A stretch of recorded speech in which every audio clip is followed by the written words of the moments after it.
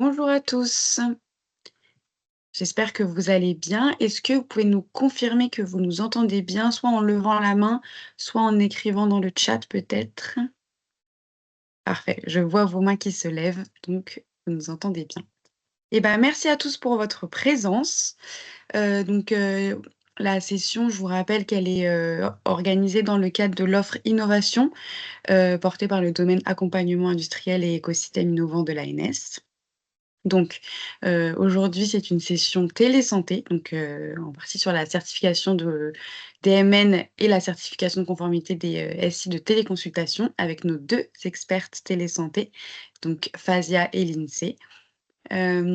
Pour rappel, la session, elle est enregistrée et on vous transmettra le support ainsi que le lien du replay, à la suite de la session.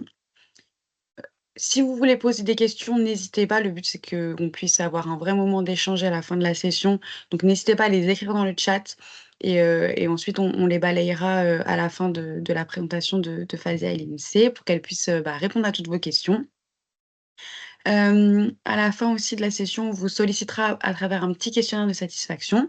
Ça nous permet, nous, d'avoir un vrai retour sur, à la fois, votre ressenti de la session, que vous puissiez aussi poser des questions que vous n'avez pas forcément peut-être, eu le temps de poser, en séance et également si vous avez des thématiques qui vous intéresseraient, pour les, prochaines sessions, notamment pour début 2026 parce qu'on est en train de construire notre calendrier. Voilà, si vous voulez vous avez des idées de sessions collectives, des sujets qui vous intéressent, n'hésitez pas à les remonter dans ce petit questionnaire qu'on vous transmettra à la fin. Voilà pour ma petite introduction. Je vais laisser la parole à Fazia et Inès. Bonjour à tous et Bonjour à tous. merci d'être nombreux à ce webinaire pour vous présenter les projets de télésanté, notamment la certification de conformité des dispositifs médicaux numériques et les systèmes d'information de téléconsultation,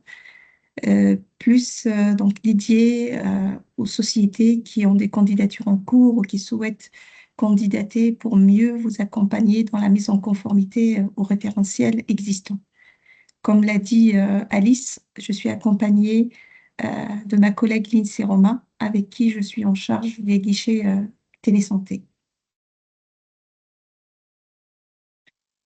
Dans le cadre de ce webinaire, nous allons suivre le déroulé ci-présent. Nous allons commencer par une explication des contextes des projets télésanté et à faire un focus sur les référentiels existants, le périmètre d'application et les exigences applicables, vous expliquer qu'est-ce qui est applicable aux fonctions de cas d'usage de votre système d'information.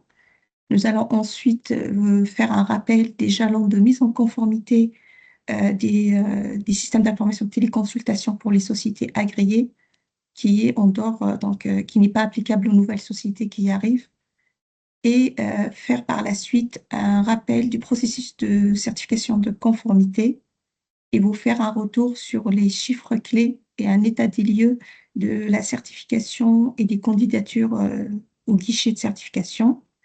Nous allons par la suite vous faire un rappel de l'accompagnement mis à disposition, que ce soit en termes de documentation, de webinaires, de liens, de FAQ, qui vous permettent de mieux comprendre les exigences du référentiel.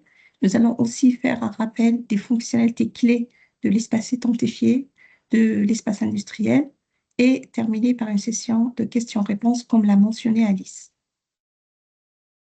N'hésitez pas à poser les questions dans la conversation également.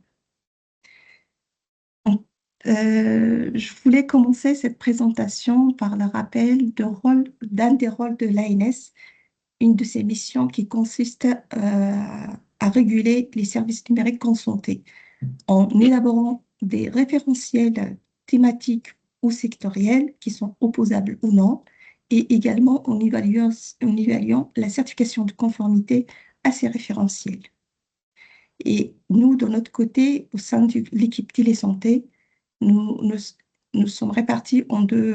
Donc, il y a l'élaboration des référentiels sectoriels télésanté, en collaboration avec les experts, le ministère et en concertation avec l'écosystème. Ces référentiels sont amenés à évoluer pour se conformer aux évolutions techniques et réglementaires. L'ANS, donc l'équipe télésanté aussi, est en charge de l'évaluation de conformité à ces référentiels pour déjà sécuriser les échanges et le partage de données, et également cette certification permet de bénéficier d'une prise en charge par l'assurance maladie de ces systèmes certifiés. À date, il existe deux référentiels opposables. Le référentiel d'interopérabilité et de sécurité des dispositifs médicaux numériques. Au départ, il y a le référentiel DMN pour les DMN de télésurveillance, opposable depuis juillet 2022 et généralisé à tous les DMN pour inclure les DMN à visée thérapeutique de diagnostic donc depuis février 2023. Le référentiel également d'interopérabilité et de sécurité d'éthique des systèmes d'information de téléconsultation, des sociétés de téléconsultation, qui est rendu opposable depuis février 2024. Nous allons vous présenter un focus des exigences des référentiels dispositifs médicaux numériques dans un premier temps. D'abord, la certification de conformité, pourquoi il est nécessaire de se mettre en conformité au référentiel d'interopérabilité de sécurité des dispositifs, c'est pour permettre une inscription sur une des listes du droit commun, que ce soit sur la liste des produits et prestations remboursables, que ce soit en ligne générique ou en nom de marque, ou sur la liste des activités de télésurveillance en ligne générique ou en nom de marque. En ligne générique, c'est pour tous les DMN qui présentent les mêmes spécifications minimales demandées, et pour le nom de marque, pour les DMN présentant une amélioration du service rendu. Cette certification de conformité est également requise pour bénéficier d'une prise en charge dérogatoire dans le cadre de PECAN ou PECT pour tous les DM innovants. Pour être éligible au périmètre d'application du référentiel, le DMN doit être conforme au marquage CE, conformément au règlement 2017-745 ou 2017-746. Comme vous le savez, depuis la transition vers le nouveau règlement, les directives ne sont plus de rigueur. Pour aussi être éligible, le DMN doit embarquer des fonctions numériques, doit impliquer un traitement de données à caractère personnel, et le DMN doit être destiné à usage individuel. Ça veut dire que le DMN doit être en charge d'un seul patient et non, il ne collecte pas les données de tous les patients en même temps. Le référentiel d'interopérabilité de sécurité des dispositifs médicaux numériques contient environ 100 exigences qui sont réparties donc en sections, et les sections sont réparties également en profils. On retrouve tout ce qui est identité nationale de santé qui permet de sécuriser les identités des patients. ProSanté Connect qui permet une authentification sécurisée pour les professionnels de santé. L'annuaire santé qui permet de bien référencer donc les données des professionnels de santé. L'administration pour tout ce qui est gestion et attribution des rôles et habilitation des professionnels de santé. RGPD, il y a la PGSSIS qui consiste à l'authentification par des moyens électroniques, que ce soit pour les professionnels de santé, si le DMN possède un accès professionnel, ou l'identification électronique des usagers, si le DMN offre un accès pour les usagers. Pour les DMN qui disposent de l'application carte vitale, il y a aussi le profil AppCV qui est attendu, il y a la portabilité des données. Donc, le référentiel d'interopérabilité est applicable pour tout, donc les parcours, que ce soit en nom de marque, ligne générique, PECAN, PECT. Par contre, pour les DMN de télésurveillance qui souhaitent s'inscrire en ligne générique, de nouvelles exigences s'appliquent en fonction de la pathologie. Par exemple, si une solution de télésurveillance permet la télésurveillance de l'insuffisance cardiaque, de nouvelles exigences pour l'insuffisance cardiaque sont à mettre en conformité. Pareil pour l'insuffisance respiratoire, rénale, diabète ou prothèse cardiaque implantable. Vous retrouvez le lien de ces référentiels dans la présentation. Pour mieux vous expliquer un peu plus le référentiel, je vais vous faire une démonstration du référentiel d'exigence. Le référentiel est réparti en profils, en sections Et chaque donc, section, elle est composée de différentes exigences avec énoncé de l'exigence, un scénario de conformité et la preuve ou les preuves attendues. Chaque profil, donc on a plusieurs profils. On a par exemple le profil général qui est obligatoire et applicable à tous les DMN, qui regroupe les exigences d'identité nationale de santé, l'administration, la portabilité, RGPD. Donc, si votre système a donc un accès aux professionnels de santé, l'identité nationale, donc la prise en charge de patients euh, est obligatoire et l'INS est applicable, donc le DMN doit répondre à toutes ces exigences. Si donc votre système permet d'offrir un accès aux professionnels de santé, toutes les exigences concernant l'annuaire santé, l'identification électronique des professionnels de santé et ProSanté Connect sont obligatoires. Si votre système offre un accès aux usagers, donc tout ce qui est identification électronique des usagers est obligatoire. Dans la continuité, nous avons mis en place une...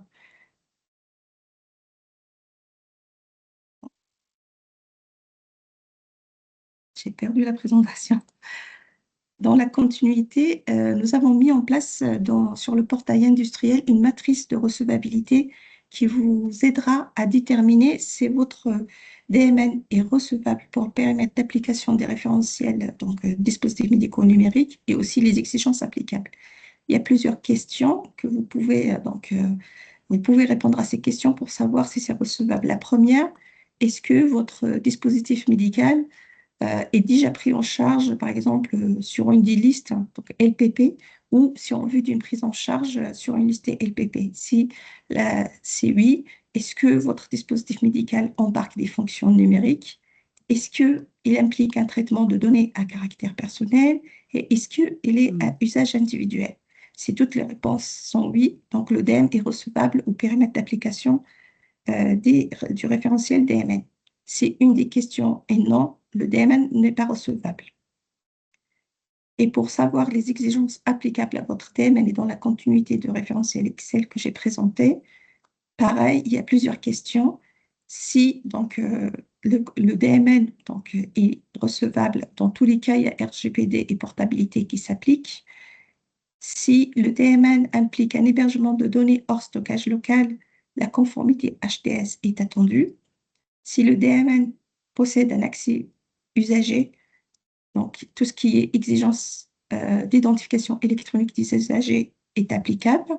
Et si le DMN dispose d'un accès professionnel de santé, donc on a l'INS, l'administration, l'annuaire santé, ProSanté Connect et l'identification électronique des professionnels de santé qui sont applicables. Je vais passer à la présentation du périmètre d'application des référentiels des systèmes d'information de téléconsultation. Comme vous le savez, depuis notamment la crise Covid, on voit de plus en plus un recours aux téléconsultations. Et depuis la loi de financement 2023, il y a la création d'un statut ad hoc pour les sociétés de téléconsultation pour avoir un statut juridique qui permette de prendre en charge les actes de téléconsultation. Et désormais, la certification de conformité au référentiel d'interopérabilité, de sécurité et d'éthique est requise pour obtenir l'agrément des sociétés de téléconsultation qui est délivré par la Direction générale d'organisation de soins. Pour procéder à la candidature à la certification de conformité, une première étape consiste à vous rapprocher de la Direction générale de soins pour confirmer la recevabilité de votre modèle de système d'information de téléconsultation des sociétés de téléconsultation. Une fois la confirmation obtenue, vous pouvez candidater au guichet de certification de conformité ANS afin de mettre en conformité, de valider la conformité aux différentes exigences attendues.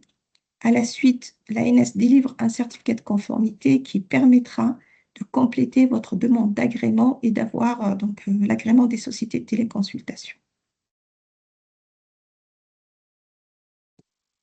Idem pour donc, le référentiel d'interopérabilité, de sécurité et d'éthique de téléconsultation.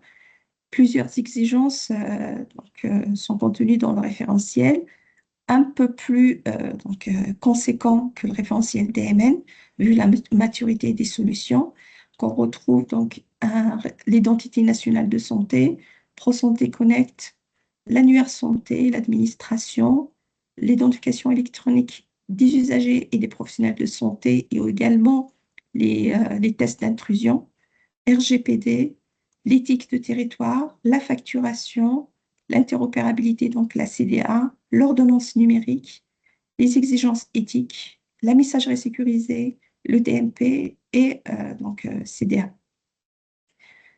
Donc, pour les sociétés de téléconsultation, différents profils sont obligatoires pour permettre de répondre aux exigences du référentiel. Nous avons le profil général, profil référentiel d'identité qui permet de créer des identités et de les vérifier, un profil hébergement de données par un tiers ou par le candidat, et le profil ordonnance numérique. Vous trouvez également le lien vers le référentiel d'interopérabilité, de sécurité et d'éthique. Je vais également vous présenter le référentiel des sociétés de téléconsultation. Idem que le référentiel DMN, il y a plusieurs profils. En fonction de profil, vous avez des sections, des sections associées et des exigences. Pour le profil général, vous avez tout ce qui est administration, annuaire santé, le DMP, l'éthique du territoire, la facturation, CDA, l'INS, la messagerie sécurisée, l'identification électronique des professionnels et des usagers, ProSanté Connect et RGPD. Et vous avez également les autres profils, donc par exemple, pour l'ordonnance numérique, vous avez tout ce qui est ordonnance numérique. Je ne vais pas m'attarder. Si vous avez des questions, nous pourrons aborder le sujet par la suite.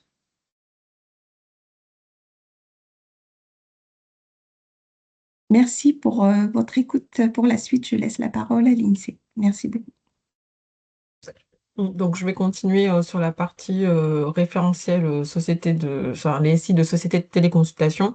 Donc, au début, il y avait plusieurs lots. Voilà, c'était réparti en lots, en 4 lots. Donc là, aujourd'hui, nous sommes sur le lot 4. Pour avoir le lot 4, il faut bien évidemment avoir fait les lots 1, 2 et 3 et rajouter l'ordonnance numérique qui est au 31/12/2025. Donc, toute nouvelle société SI de société de téléconsultation qui souhaite intégrer aujourd'hui, devenir, avoir son agrément et avoir son certificat, devra aujourd'hui répondre à tous les lots. Donc, il n'y aura plus de lots finalement. Il faudra répondre à toutes les exigences que Fazia vous a présentées juste avant, donc l'INS, ProSanté Connect, l'annuaire, la PGSSI, la facturation, l'éthique du territoire, éthique, tous les tests d'intrusion, le MSS et le DMP. Donc voilà, aujourd'hui, nous sommes sur la fin de ces lots, mais vous pouvez toujours intégrer et demander la certification, mais du coup, il n'y aura pas de date limite. Donc, je vais vous parler plutôt du processus. Donc, il y a différents parcours. Donc, il y a une seule plateforme sur Convergence. Voilà, pour pouvoir déposer vos preuves et puis échanger avec l'équipe de vérificateurs sur Convergence pour pouvoir échanger sur toutes vos questions lors de la mise en place de votre certification. Donc, il y a plusieurs parcours, notamment en DMN. Donc, on a la ligne générique qui est pour les DMN qui décrit les spécifications minimales obligatoires. Et donc, ce sont des exigences en lien avec la télésurveillance sur la liste de la LATM. On a aussi les noms de marques pour les DMN qui présentent une amélioration du service rendu sur les prestations médicales. On a la prise en charge anticipée, donc c'est tous les DMN à usage individuel qui sont présumés innovants, alors à visée thérapeutique ou de télésurveillance. Donc ces traitements se font en parallèle, peuvent se faire en parallèle entre l'ANS et la HAS. Et on a la prise en charge transitoire pour les DMN qui sont présumés innovants avec une finalité thérapeutique ou une compensation du handicap et qui relèvent du champ de la LPPR. Donc pareil, ça peut être traité en même temps dossier ANS et HAS pour accélérer un peu le parcours. Et on aura pour sur Convergence une partie sur la téléconsultation, donc ce parcours-là qui est pour les SI de sociétés de téléconsultation. Donc les étapes, donc, elles sont sensiblement les mêmes entre les deux guichets DMN et TLC. La seule différence pour le guichet de téléconsultation, c'est la signature de la convention qui se fait en fin de processus. Mais normalement, voilà, les phases sont déjà la recevabilité de la candidature. Donc on a votre dépôt de candidature. L'ANS va étudier la recevabilité. On va la valider. Donc, une fois que cette phase sera validée, pour la DMN, on va signer la convention, mais pas pour les TLC. Cette étape-là sera à la fin. Vous pouvez déposer vos dépôts de preuves une fois que la recevabilité est validée, donc avec l'ouverture des sections, portes, DMN en fonction de ce que vous avez coché sur Convergence au niveau des profils. Et une fois que le dépôt est fait, nous allons instruire votre dossier. Donc, c'est une action qui peut prendre un peu plus de temps dans le sens où il y aura peut-être effectivement des allers-retours entre vous et l'ANS, puisque dans un sens où il faut vraiment qu'on comprenne un peu les preuves et que des fois il y a des compléments à apporter ou des choses comme ça. Donc, il y a un temps d'instruction. Et une fois que tout est validé, toutes les preuves, toutes les sections, nous vous attribuons le certificat de conformité que vous pourrez par la suite transmettre soit à la HAS ou selon le parcours à la DGOS pour pouvoir poursuivre vos démarches. Alors, ce qui est important, effectivement, c'est que en termes de téléconsultation, Fazia vous l'a dit, il y a une petite partie validation du modèle de la DGOS pour la téléconsultation qui se fait en parallèle de l'étude de la recevabilité. Donc, on va faire un petit état de lieu des chiffres clés en fait aujourd'hui. Donc, pour le dispositif médico-numérique, donc pour les 4 guichets, on en a 133 certifiés conformes pour la télésurveillance. Enfin, hors télésurveillance, pardon. Et pour la télésurveillance, on en a 51 certifiés conformes. Voilà, on a toujours des dossiers en cours, puisque voilà, c'est des guichets qui restent ouverts et que vous pouvez effectivement déposer pour vos DMN. On a aussi des particularités en fait sur l'insuffisance voilà, cardiaque ou respiratoire, IRN pour rénal et diabète et PCI. Donc voilà, on a des certifiés conformes. Donc on peut être, voilà, les sociétés peuvent être voilà, certifiées pour plusieurs profils. Voilà. On a 12 solutions innovantes conformes aussi. Donc là, c'est pareil, c'est tout confondu, que ce soit du Link générique, Pécan, nom de marque, on a ces solutions-là. Et pour la téléconsultation, au niveau des chiffres, bon là on a des chiffres par rapport aux jalons, mais voilà, plus tard, du coup, on ne parlera plus de jalons. Mais aujourd'hui, il y a 7 sociétés de téléconsultation qui ont leur agrément. On est toujours à 13 candidatures en cours, puisque tout n'est pas terminé, on est au jalon 4. Donc on a des jalons, voilà, des certifications, on va dire, euh, provisoires, temporaires pour chaque jalon. Et, euh, et on a cette candidature conforme au jalon 1 et 2, et on en a 4 aujourd'hui qui sont certifiés jusqu'au jalon 3. Voilà, donc ça se poursuit également. Et vous pouvez retrouver sur la liste qui est publiée sur le site de l'ANS toutes les solutions qui sont en cours d'évaluation pour la partie TSC et qui sont aussi conformes au référentiel.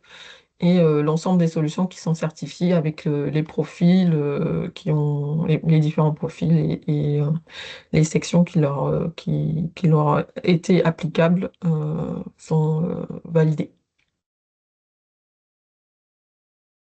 En termes d'accompagnement, donc l'ANS met voilà, à disposition un portail industriel.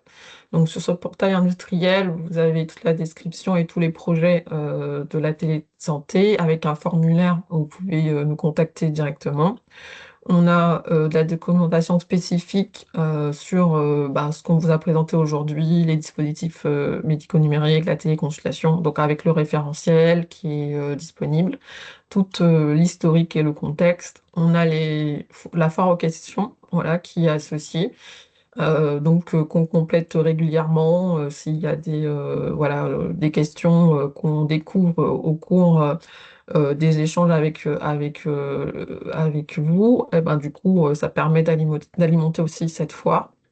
On a des supports de parcours de certification aussi, qui peuvent être sur de l'accompagnement de DMN de télésurveillance droit commun ou tout ce qui est DMN à visée thérapeutique en droit commun ou encore le parcours DMN PECAN. Et on a aussi voilà, les liens avec le site Genius, qui est le guichet national innovation et usage e-santé. Concernant les fonctionnalités clés de l'espace authentifié, voilà, il y a un tableau de bord assez unique. On essaye de faire voilà, une seule façon pour que vous ayez accès à tout. On a des calendriers, la centralisation des newsletters, les échanges, voilà, le suivi des échanges qui sera dedans, des calendriers, des webinaires, des informations. Donc, vous pouvez accéder directement à cet espace-là, avec aussi des services un peu centralisés pour l'entreprise, avoir cette vue globale, un tableau de bord. Il y a des espaces Ségur dédiés aussi, des accès aux services Pro Santé Connect, à l'Observatoire. Donc voilà, c'est des choses qui sont développées. Et puis du coup, il y aura aussi un webinaire spécifique en début d'année sur l'espace authentifié que vous pourrez aussi voir pour accéder à ces informations, savoir ce que vous pouvez faire et toutes les fonctionnalités qu'il peut avoir pour simplifier aussi les démarches, vos démarches.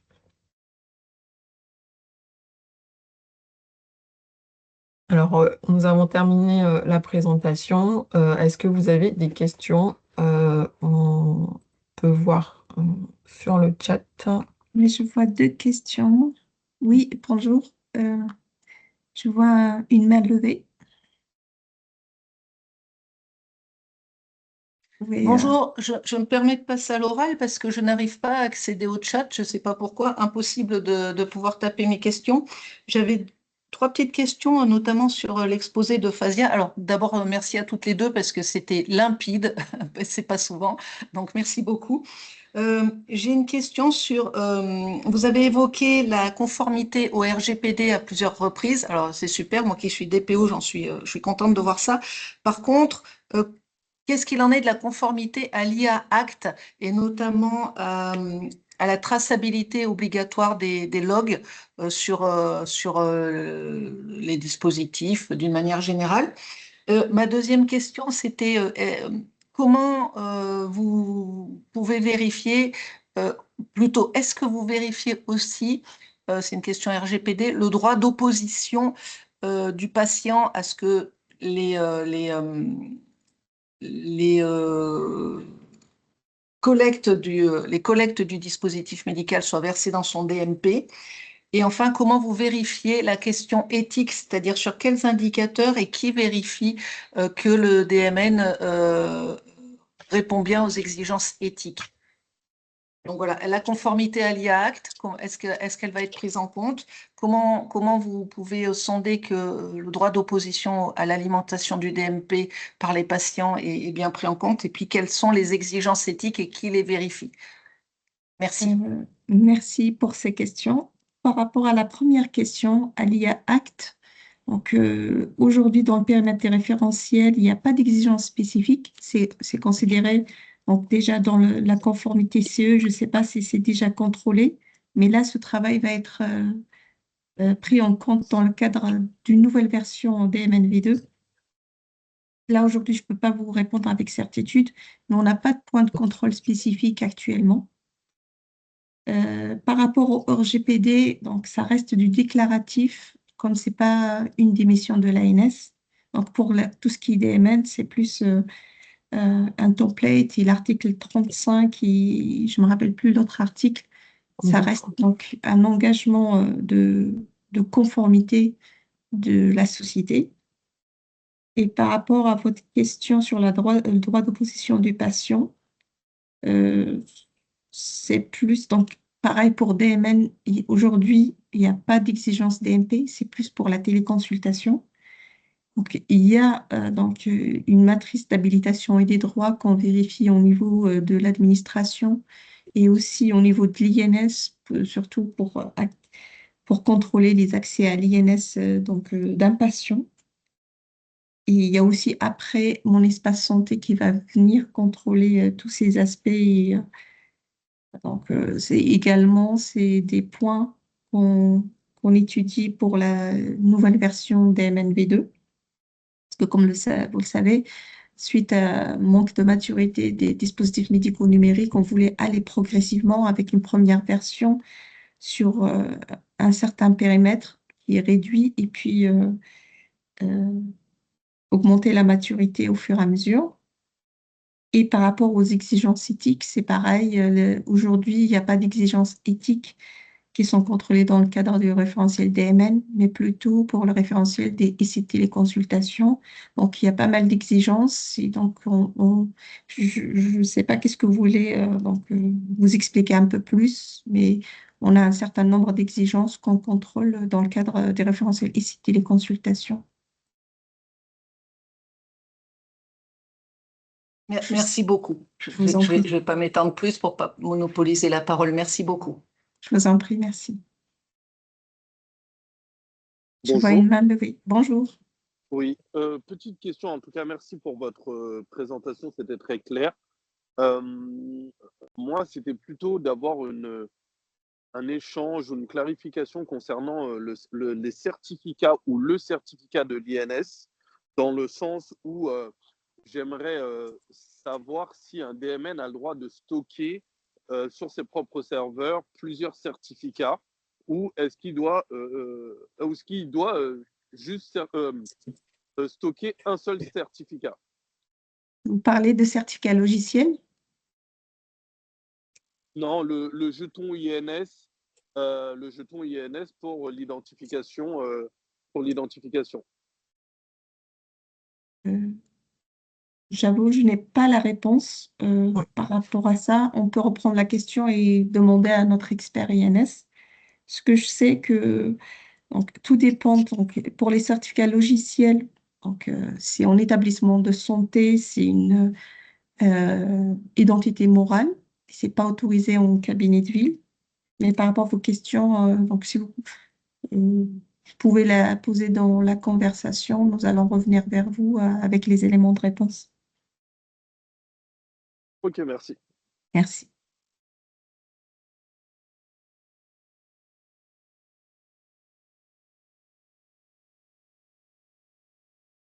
Monsieur Tessier.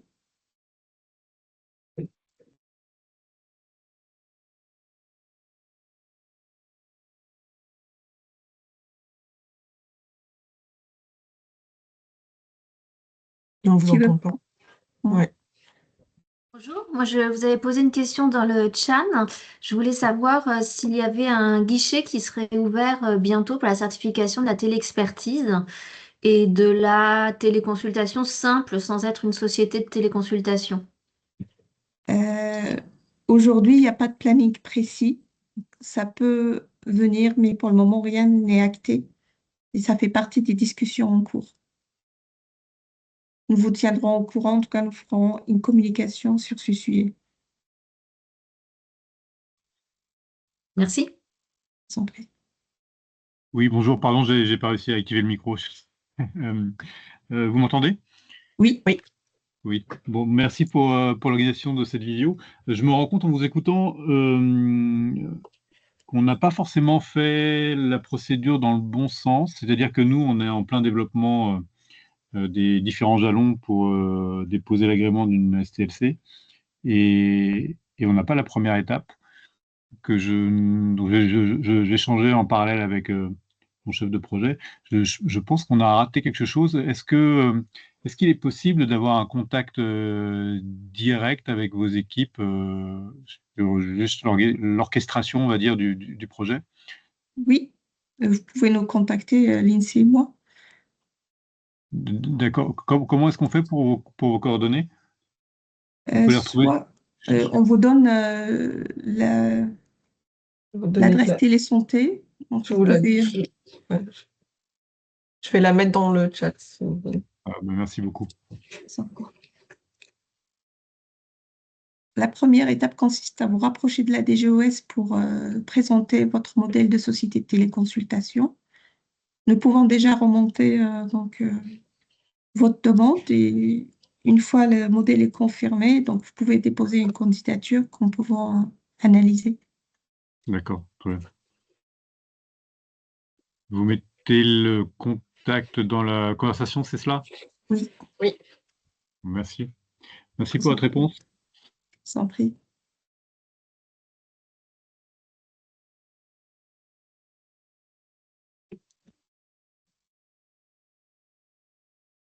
Monsieur, Oui, vois- je me permets. Merci beaucoup en tout cas pour cette présentation. Effectivement, je rejoins tout le monde, c'était très clair. Petite question sur la télésurveillance, vous l'avez rapidement abordé, mais est-ce qu'il y a pareil, un petit peu de la même façon, des différents lots, des changements à venir que vous attendez sur que ce soit dans les paramètres à inclure pour obtenir le remboursement, voire d'autres éléments à intégrer et à savoir pour la suite? Euh, voilà, c'est ma première question et une deuxième question qui est effectivement, et je crois que quelqu'un d'autre l'a posé dans le chat, par rapport à des approches modulables, s'il y a de la télésurveillance et des objets non connectés, est-ce que l'ensemble a besoin de suivre la télésurveillance ou de la certification de télésurveillance ou juste la plateforme en elle-même? Par rapport à la première question, aujourd'hui, donc les 5 lignes génériques existantes correspondant au cahier de charge HAS traduites Mhm. par des arrêtés. Pour le moment, il n'y a pas de nouvelle, un nouveau cahier de charge ou de nouvel arrêté. Donc, peut-être il y aura de nouvelles lignes génériques à venir, mais pour le moment, c'est pas prévu d'évoluer. Il y a plus une évolution en termes d'interopérabilité de sécurité que par rapport aux lignes de télésurveillance. Pareil pour les autres guichets téléexpertise et téléconsultation, s'il y a du nouveau, nous allons communiquer à ce sujet. Et par rapport à l'approche modulable, nous, on étudiait le système dans sa globalité qui permet de répondre à la télésurveillance. Donc, si l'objet connecté permet donc, de transmettre des données afin d'effectuer l'activité de télésurveillance, ça rentre dans le périmètre. Est-ce que ma réponse répond à votre question? C'est parfait, merci beaucoup. Je vous en prie. Madame Coupier? Oui, bonjour, merci pour la présentation.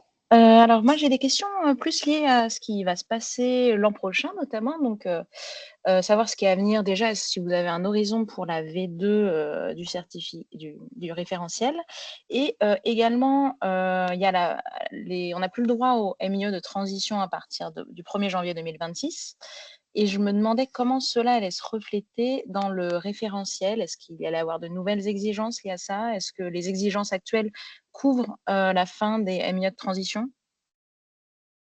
D'accord, merci. Il n'y a pas de calendrier bien défini pour le référentiel V2.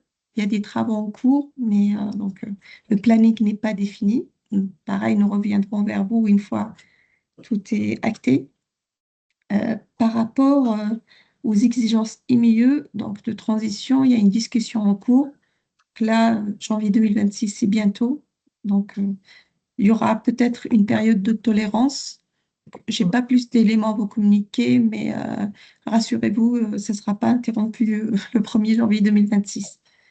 Je n'ai pas Ok, bien suivi, donc, mais c'est en cours pour trouver une solution. Et ces éléments sont pris en compte dans donc, DMN V2, qui sera très bien. applicable quand même un moment après la publication. Merci. Je vous en prie. Monsieur Henry? Oui, bonjour. Déjà, merci beaucoup pour votre présentation, c'était très clair. J'ai deux petites questions au sujet des SI de sociétés de téléconsultation. La première au sujet du référentiel d'identification des usagers. C'est un petit peu la même question que la personne avant moi a posée, mais du coup plutôt pour les STC. Donc il y a en effet cette notion de moyen d'identification de transition.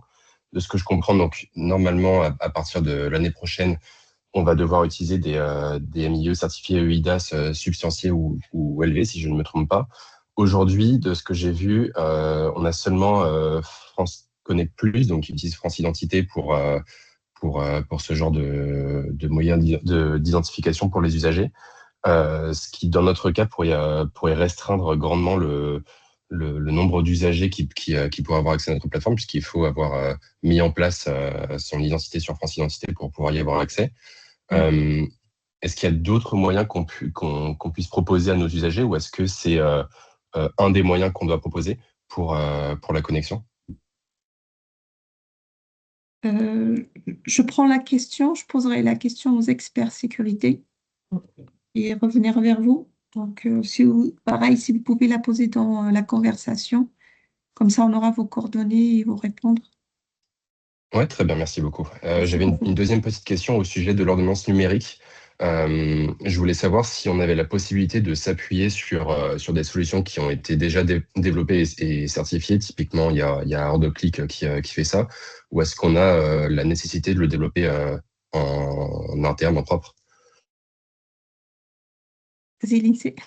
Du coup, vous pouvez effectivement utiliser des prestataires ou des sociétés qui sont déjà certifiées. Il n'y a pas d'obligation. Voilà, vous faites comme vous le souhaitez. Après, du coup, il faudra juste apporter les preuves que c'est bien mis en place et que ça fonctionne et que vous avez votre prestation qui fait le nécessaire.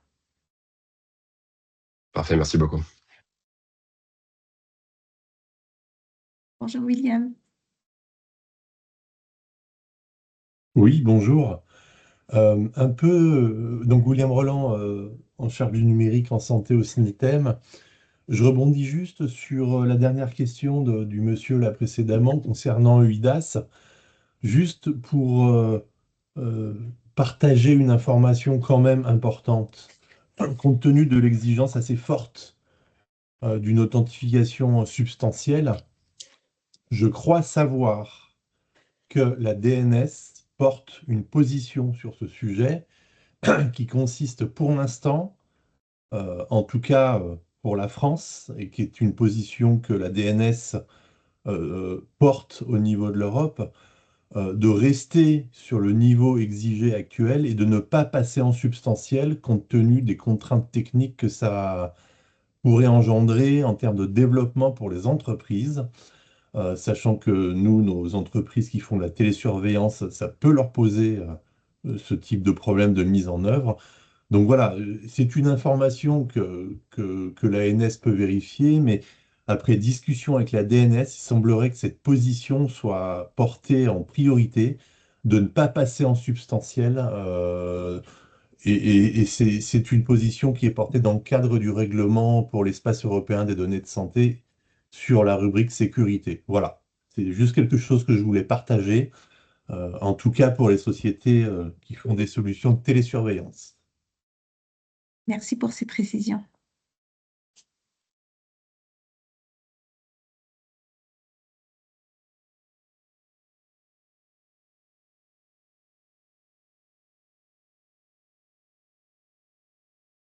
Monsieur Tessier? Oui, bonjour, rebonjour. Petit regret de tout à l'heure, j'ai pas posé une deuxième question qui était liée au planning. Donc là, ce que j'entendais, c'est que pour les le process 2026, c'était encore en discussion. Mais est-ce à dire que, enfin, pour l'autre partie qui me concerne pas, sur les DMN, mais côté STLC, si on est une nouvelle société de téléconsultation. Ce que je comprends, c'est qu'on n'est pas concerné par les jalons, puisqu'on est hors scope.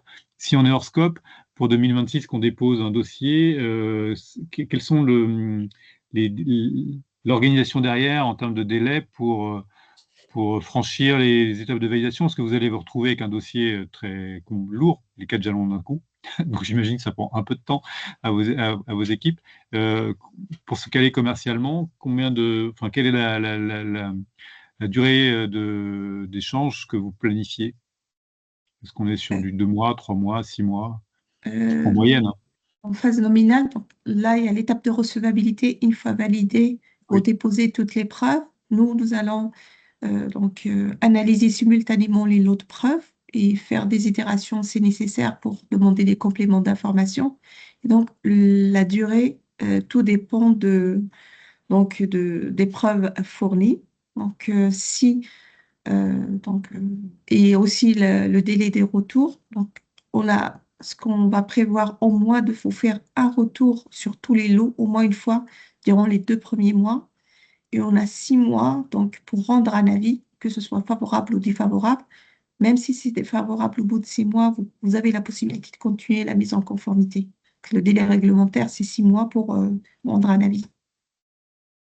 d'accord. Et dans la réalité des faits, aujourd'hui, donc ça c'est le principe administratif. Est-ce que vous constatez que, si, bon, vous répondez dans les 2 mois, si en face vous avez des sociétés qui sont réactives, vous utilisez les 6 mois Non, ou non, on peut aller vite. On l'a vu avec certaines sociétés, ça va très vite. Donc, si les preuves, donc il y a moins d'itérations, les preuves attendues sont conformes, on peut aller vite, moins de 6 mois, bien sûr. En quelques D'accord. mois, on peut avancer. Bon, bah merci. C'est Je vous en rassurant. prie. Merci à vous. Je vous en prie. Madame Coupier, Oui, je repose une question. Est-ce qu'il y a une durée limitée au certificat une fois qu'on l'a obtenu? Notamment, en fait, nous, on a déjà le certificat et je me demandais si on faisait une candidature LPPR l'an prochain, il faudrait refaire un certificat. Est-ce que s'il y a une V2 entre-temps, il faut qu'on refasse le processus? Qu'est-ce qui se passe une fois qu'on est certifié? tout dépend de votre système. Oui, je te laisse Lindsay répondre. Oui, non, mais il n'y a pas de souci, pas à dire. Tout dépend, en fait, votre certificat, il est aujourd'hui validé sur le DMN, que vous avez candidaté, du coup, avec une version particulière et vous avez une convention. Du coup, c'est une convention aussi. Et dans la convention, il est rappelé que toute modification, en fait, vous, de votre DMN, bah, du coup, il faudra en informer aussi, du coup, l'ANS. Et en fonction de vos changements, si ça implique des changements par rapport, effectivement, à des exigences, il faudra effectivement refaire une candidature. Donc déjà, il y a cette première partie en fonction de l'évolution de celui qui a été certifié, parce que vous êtes certifié selon une version. Ça, c'était la première Oui. question. Oui, pardon. Et si c'est le Allez-y. référentiel qui évolue, du coup, Donc, il se passe quoi? donc là, on est en cours de effectivement refaire le process, parce que du coup, comme on est en train de revoir effectivement éventuellement une DMN V2, donc il y aura forcément une transition, forcément voilà des choses pour mettre en place au niveau de ce qui sera mis en place en termes de process. Ok, merci.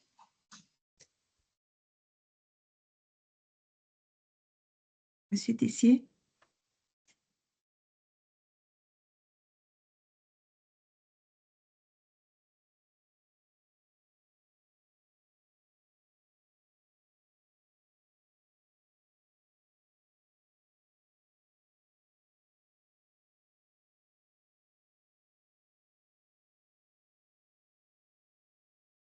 Est-ce qu'il y a d'autres questions? Monsieur Tessier, vous avez la main levée ou peut-être pas?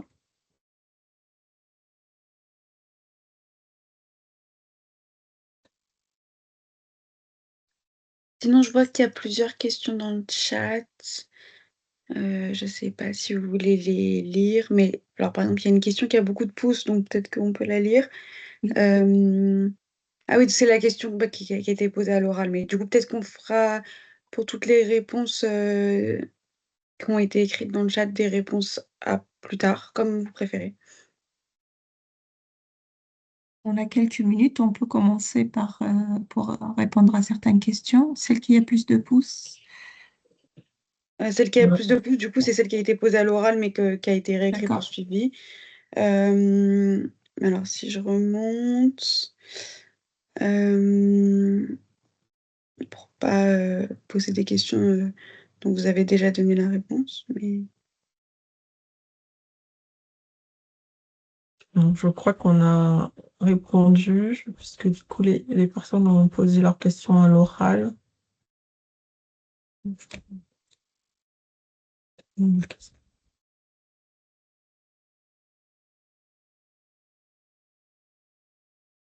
n'hésitez pas à prendre la parole hein, si vous avez une question que vous avez posée dans le chat et à laquelle vous n'avez pas eu de réponse.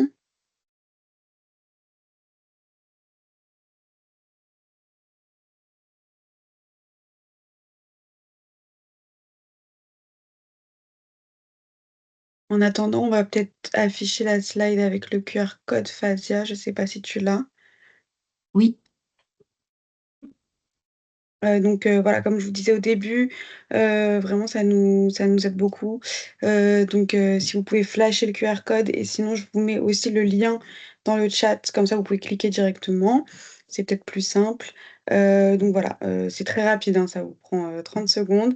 Mais ça nous permet aussi donc à la fois de pouvoir évaluer votre satisfaction sur la session qui vient de se passer, et bon voilà, remettre des questions si vous en avez d'autres et puis, ou si vous avez des envies, et des questions sur d'autres thématiques que de l'ANS, des services socles, d'autres, référencements et cetera, n'hésitez pas. Le but, c'est qu'on puisse construire un calendrier qui répond vraiment, à vos besoins. Donc je vous encourage, à flasher et en attendant, je vois que Hélène Clément a levé la main. Peut-être que vous pouvez ouvrir votre micro. Hop. Oui, bonjour, j'avais une question pour vous. Je voulais savoir si tout ce que vous nous avez présenté, est-ce que c'est applicable à des dispositifs médicaux qui intègrent du logiciel, mais qui ont aussi une partie hardware?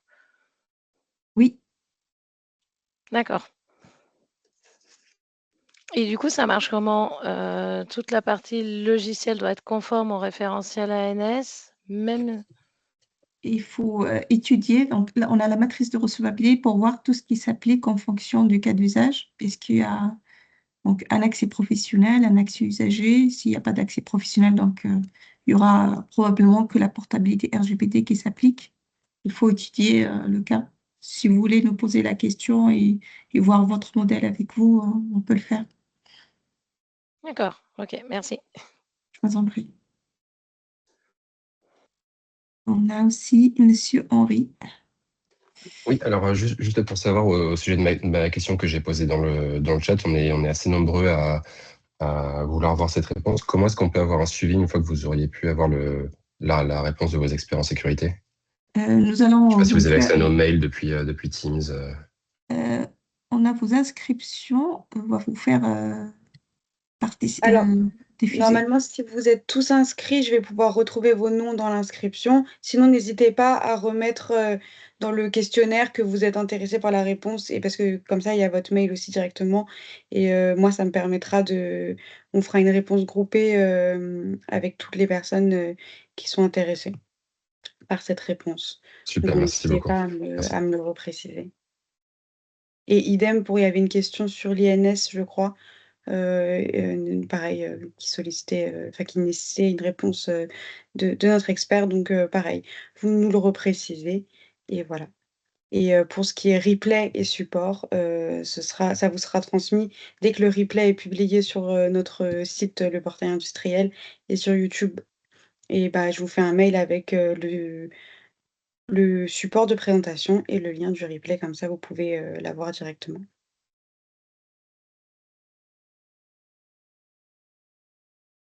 Une autre main levée. Je me permets. euh, Vous avez parlé d'énormément de certifications, d'éléments. Selon votre expérience, c'est quoi les moments ou en tout cas les certifications ou les éléments qui sont généralement le plus difficiles à obtenir ou qui vont être liés au plus de refus et principalement vis-à-vis de la télésurveillance? Euh, Peut-être premier élément, par exemple, pour si la solution est référentielle d'identité, donc, il faut une homologation INSI, la mise en conformité aux exigences INS qui est un peu plus longue. Mais si la solution est déployée dans un hôpital et que la qualification d'identité est faite par l'hôpital, peut-être c'est pas nécessaire d'être référentiel d'identité et de choisir le profil esclave. Donc l'identité est qualifiée par la gamme de l'hôpital. Donc là, ça vous évitez le travail conséquent et ça permet donc, on a observé plus des difficultés pour la mise en conformité INS, l'annuaire santé. On a mis en place les FAQ pour clarifier. Pour la télésurveillance, donc je pense que c'est pas la partie qui a posé le plus problème lors de l'assertif, c'est plus INS, la PGSSIS de manière moyenne. Pour la téléconsultation, c'est plus les exigences éthiques qui posent un peu plus de problèmes. Donc, on a mis une FAQ qu'on a alimentée progressivement pour clarifier. Donc, n'hésitez pas à revoir, à consulter la FAQ. Il y a pas mal de réponses, que ce soit au PGSSIS ou les autres thématiques.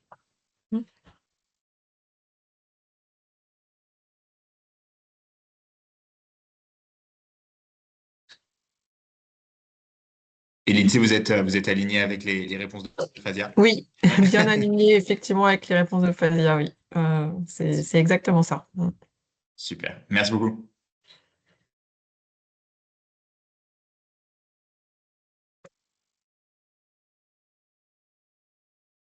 Monsieur Henry, Pas d'autres questions, merci. s'en prie.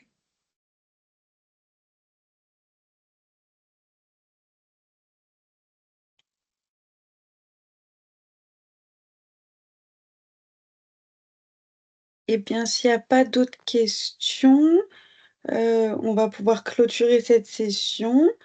Merci beaucoup Fazia, merci beaucoup Lindsay pour toute la présentation et la réponse à toutes les questions. Merci à tous pour votre participation et pour vos questions.